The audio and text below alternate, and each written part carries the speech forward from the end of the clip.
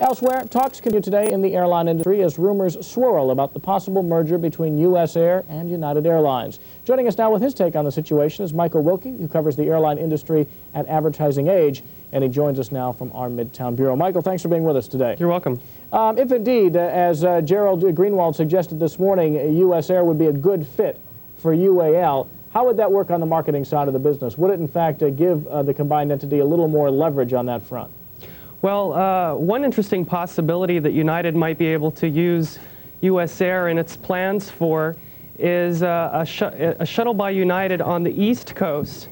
They have an operation on the West Coast with this that's been real successful. It's widely admired in the industry, and if they're able to recreate the shuttle by United on the East Coast with a low-cost shuttle that would compete against Delta, it would be a real interesting opportunity. Oh my God, that Eastern corridor is not only very competitive, it's a costly corridor in which to operate. How much of a challenge would that be for United? Well, a lot of people say that there are a lot of obstacles here for a shuttle as much as the merger altogether. The costs are higher in landing fees and in many other regards, as well as U.S. Air's operations overall is considered pretty high cost, and United, to make that successful, really will have to find some real cost savings to structure that so that it works. Other hurdles on the regulatory front, Michael, the possibility that British Air, which holds a fairly substantial stake in U.S. Air, might have to divest it in order for that deal to go through. Do you see that as a significant problem going forward? Well, yeah, British Air will probably want to do that or need to do that.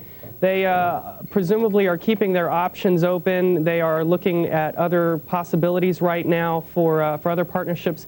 They don't want to lose the feed from the United States for passengers into their system. So they're definitely taking a look at what else they can do. Michael, American Airlines has also expressed interest in U.S. Air. Which airline has the most to gain by snaring U.S. Air at this point? Well, they both have probably about an equal amount to gain. American is a little more shy about expressing its interest. They've said that they always look at options in any regard. But the combinations are probably similar for both United and American with regards to what they have to gain. They both are not as strong in the eastern section of the United States for domestic flights, and they both could do well in a larger global sense if they wanted to compete. So right. It's pretty equal, actually. All right, Michael, I have to stop there. Thanks for joining us today. Sure, thanks. Michael Wilkie, reporter at Advertising Age.